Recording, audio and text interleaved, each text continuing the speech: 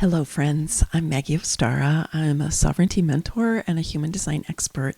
And I want to speak with you today about the new moon in Pisces that's coming up on March 18th or 19th, depending on where you are in the world. It's on the evening of the 18th for me. But if you're in Europe and places farther east from that, it'll be in the early morning of the 19th. And this is a interesting tension that we're going to feel with this particular new moon. We're going to dive into the specifics of that. And there's some very potent and potentially disruptive, but very auspicious energy that in particular Venus is bringing into this configuration. And this new moon comes just 36 hours before the Aries equinox that's happening on the 20th. So a lot of the alignments are similar, but there are also some differences. And I will do another video that is more specifically on the Aries equinox, because there's a lot with that, and equinoxes are super important, like solstices, and so I'll do a whole video on that one.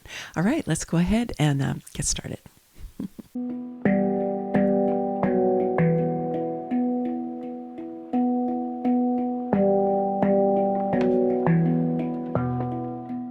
So new moons are generally considered beginnings, right? It's the very beginning of a new lunar cycle.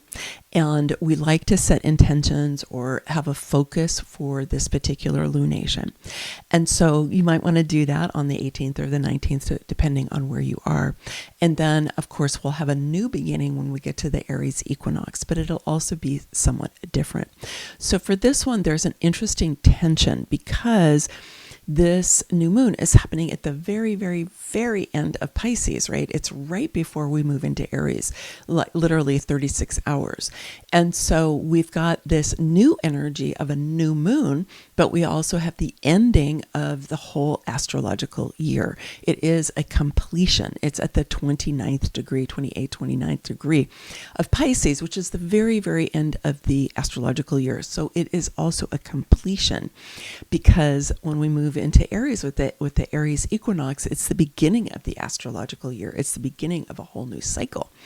And so you might be feeling a little bit of tension between this feeling of things are completing, but then they're also beginning. Now, this is the kind of tension we've been in really for a couple of years now, as so many different things have been completing and beginning and completing and beginning, and it's kind of all happening at the same time. So this is another example of that same kind of tension between wanting to close the door on certain things, wanting to say, okay, we're letting that go, that's in the past, but we're also starting at the very same time. And so you can kind of play around with that for yourself. And one of the things that you might want to do, even as you're setting intentions for yourself for the new lunation that starts with the new moon, is to also be considering, okay, what am I saying is the kind of the final dot on the I, if you will, of this last astrological year. It might be a time that you want to review that a little bit for yourself and just be like, wow, what have I been through since the last end of Pisces? Because the Aries equinox that happened in 2025 was a super potent one as well. There's some scholars who say this was the very end of the Kali Yuga that happened a year ago, and we're moving now more and more into the age of Aquarius, and so that's happening. And you might just look at, okay, what happened in your life? What was it that you felt like, yeah, I kind of struggled maybe, or maybe I felt exhilarated and celebrated letting certain things go. But it's nice to have a little reflection so that you can kind of close that door on that particular astrological year and start fresh with the new astrological year that starts with the Aries equinox. And you can do that during this new moon. Just a note here that Mercury is going to station and then turn direct right around the same time on the 20th. And then we also have Saturn changing gates, not changing signs. Saturn's going to stay in Aries for another 6 weeks or so, but it's going to move into the gate 17 out of the gate 25 where Saturn has been.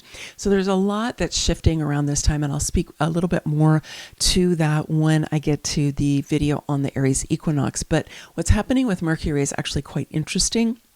with what's happening here with the new moon. So I'll talk about that a little bit. But let's first really dive into where the sun and the moon are, because that is what makes a new moon, right? In the human design system, they are lighting up the gate 25. So the gate 25 is on the G center, which if it's defined in your chart will be yellow, and it's known as the center for love and lovability, identity, and direction. Sometimes it's known as the identity center. It's kind of the place of the I am, I am these things. And so it is this place where we're loving spirit. The 25 is known as the love of spirit, or simply spirit. And it's a beautiful place for us to either create or refresh or start again a spiritual practice. What is our relationship through the heart to, first of all, the expanded part of who we are, what I like to consider the light being within, right? Whether you want to call that your wise one within, that's another name that I like to call that expanded part of us. So however you think of that as your spirit aspect, your soul aspect, your energetic aspect, which is far bigger than your physical body, for example. And really a way that I like to think of it is that light being, who you are, has a physical body that she is getting to express through during this particular lifetime. And that when we are in dynamic relationship with that bigger part of us, it is a way that we first tap into spirit. It's how we want to start working with, you could call it your higher self, right? So that the personality part of you, the you that you know is you, the new that navigates ordinary reality, right? That part becomes more and more in a deeper relationship with that light being aspect of yourself, your higher self, so that you can receive guidance from that part of you, so that you can break down this idea that you're all alone and that you're isolated, and to come instead to realize you've never really been alone and you're not separate. You, the part of you that navigates ordinary reality, is also always a part of this spiritual aspect of you, this higher aspect of you as well. And so this is often a concept for people. And I want to encourage you to move beyond concept to lived experience.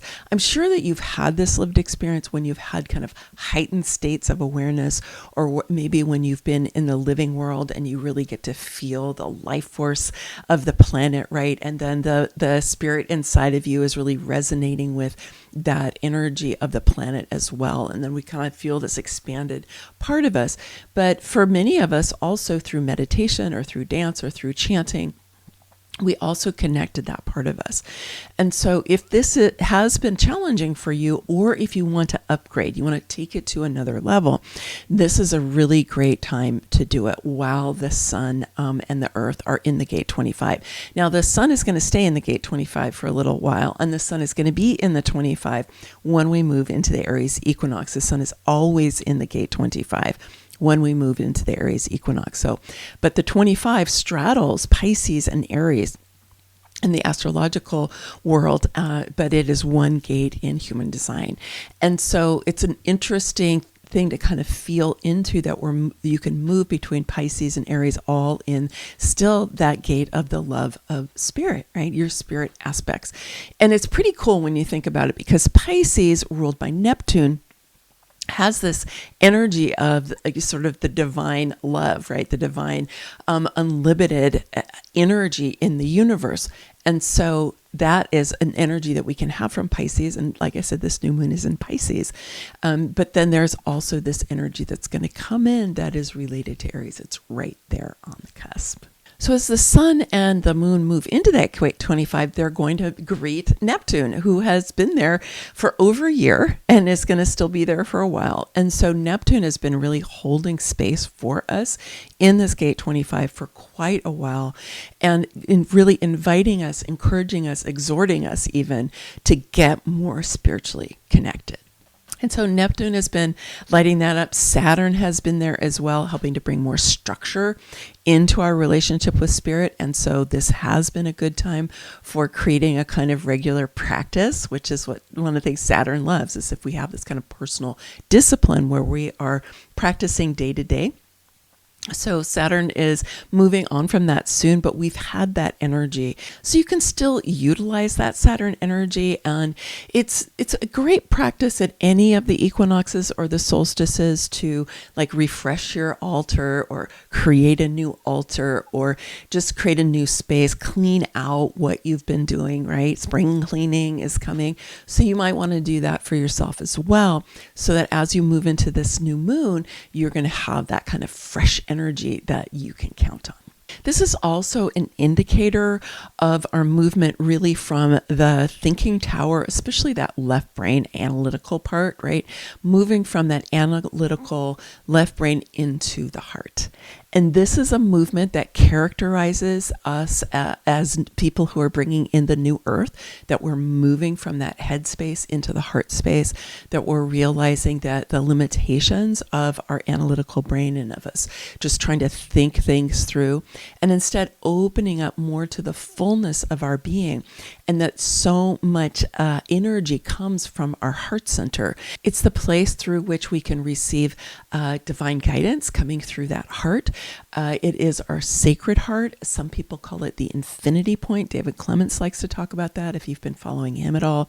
Is this infinity point is the place through which, if you will, our higher self or our soul self or that light being within will project her energy into the physical form that we have. And so the more that we learn to live from our heart, we become more sensing beings, more feeling beings, and not so much thinking beings. This is a really important transition for us, particularly now as our world is becoming more and more filled with like AI images, and also people just making stuff up and presenting it as if it were true. And how do we know what's true? How are we going to know that? And I want to suggest that you're going to know because you're going to build your ability to feel whether it's true or not. Right? Because your mind is actually not going to be able to figure it out. We've been so trained to think that we need to figure everything out with our minds.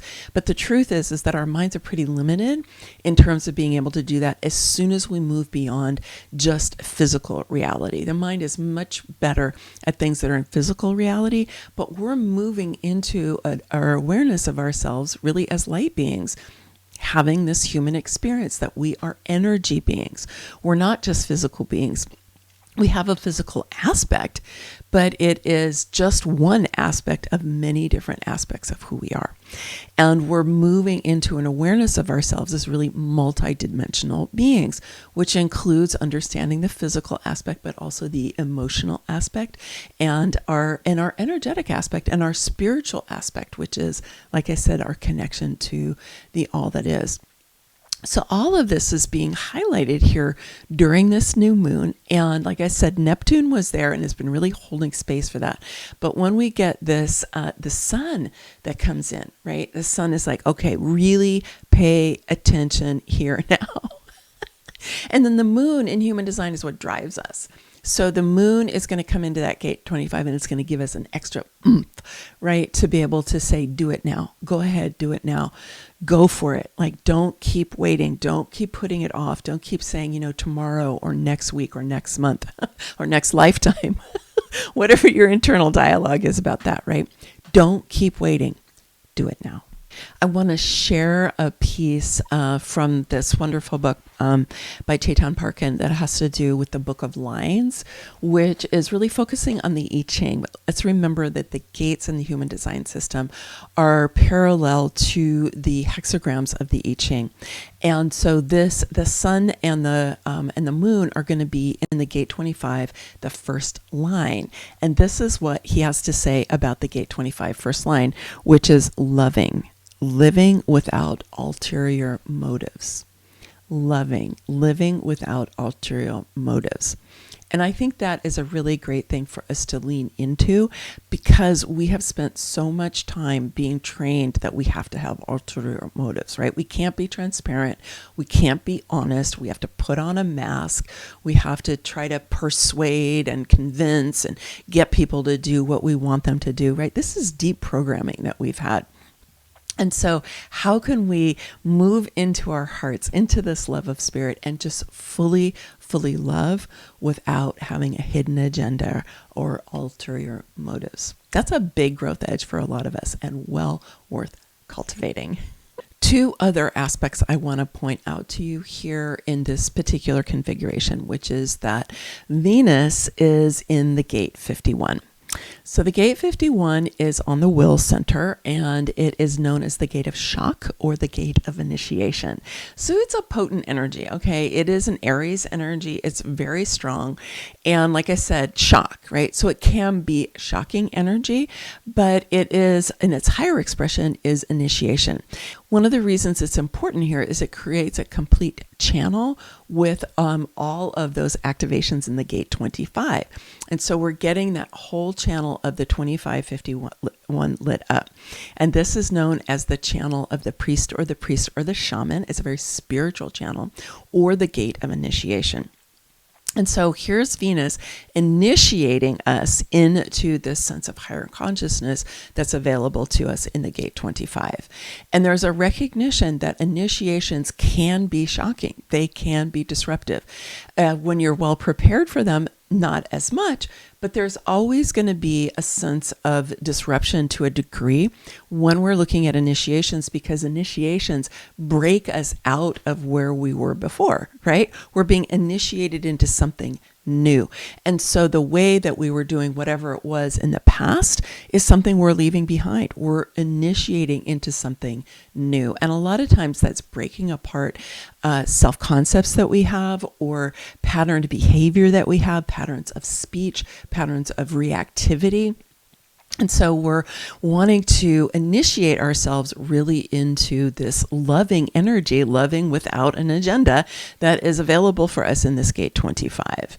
And so Venus is our values, right? She is this divine feminine energy. So we have Venus that's coming in and saying, okay, are we living in our hearts lit up with the values of the divine feminine? And if we're not, what do we need to do to change it? How can we disrupt ourselves, disrupt the world around us, disrupt any programming we have that leads us away from that makes us think that it's not viable or it's not important or whatever, and initiate ourselves first. So the gate 51 is always about initiating yourself first. But then when you do that, and as you do that, if you do that with other people, it also creates a powerful way that we can all initiate ourselves into this higher expression as a community. Another important piece to note here is that Mercury is conjunct the North Node. They are both in the gate 37. Now, I did a video, I'll put the link below, that was all about the 4037 and why it's important, and it's being lit up by the nodes right now. It's going to change in May, but we have been here for, I think, since January. And so this is an important configuration. So I'll put the link for that below. But just to note here, that the gate 37 in traditional human design is known as friendship or friendliness, and is peace in quantum human design. And so the North Node here is really lighting up this gate of peace. And the North Node, let's remember, is our collective destiny. It's where we're going to. And I know when you look out in the world right now, it might be difficult to feel like we're moving, our destiny is to move towards peace.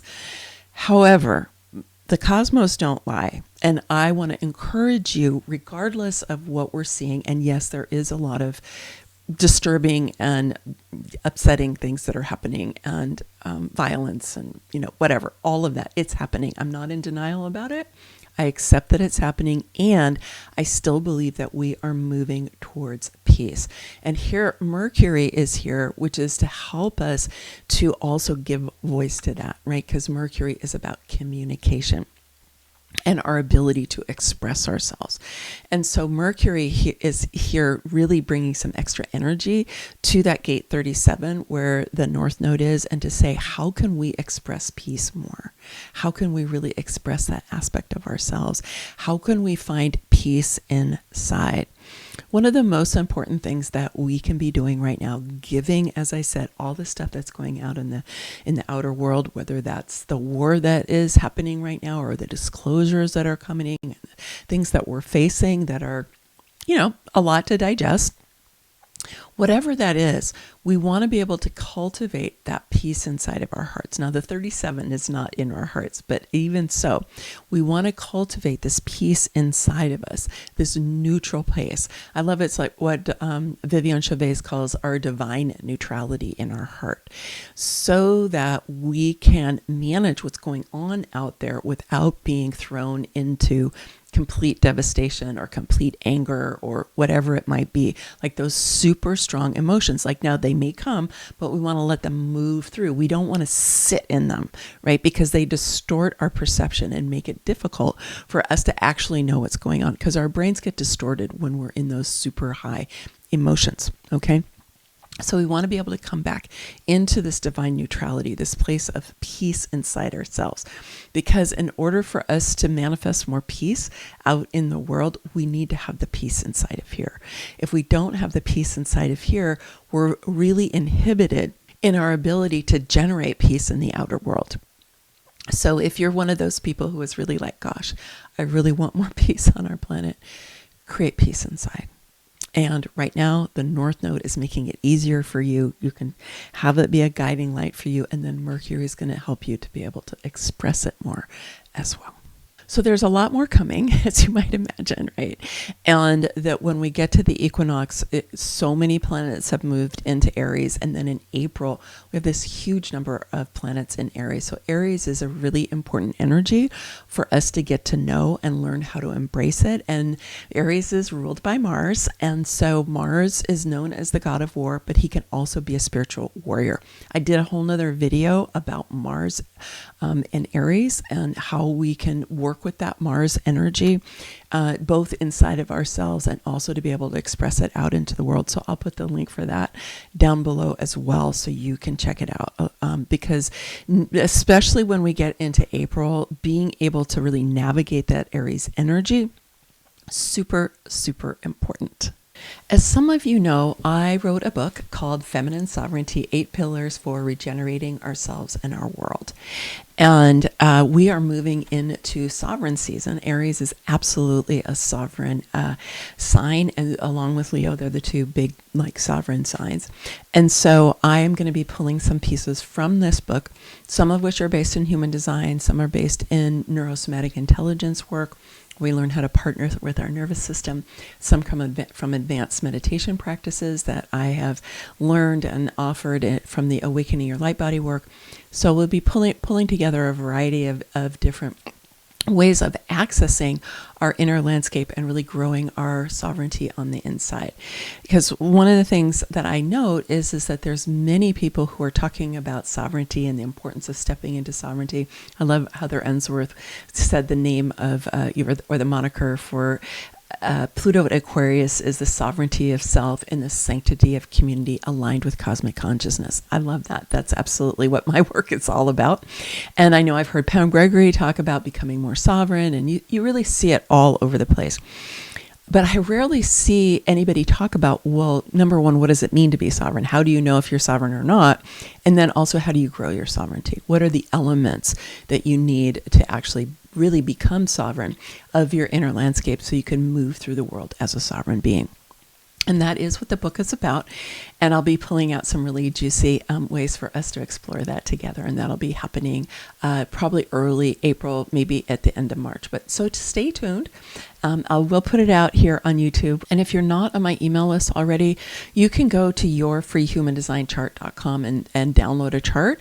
And that'll put you on my email list. And then you'll get the announcements of what's coming up. With everything that's going on in the world, I think our ability to grow our inner strength, to be able to have good boundaries, to know what's mine and what's not mine, to make good decisions for ourselves, know how to make the right choices for ourselves, understand how our bodies are interacting with the world, what is our energy like. There's so many different elements to sovereignty, and it's actually a really deep, juicy, and exciting inquiry. And it helps us as we're navigating the tumult and noise and chaos that's going on in the outer world, so that we can be really, resilient, right? And buoyant and empowered and able to navigate the challenges that are coming to us from the outer world. So that'll be coming up later this month or maybe early April. So stay tuned. Go and get your free chart at yourfreehumandesignchart.com, and you'll be on my email list and you'll find out all about it.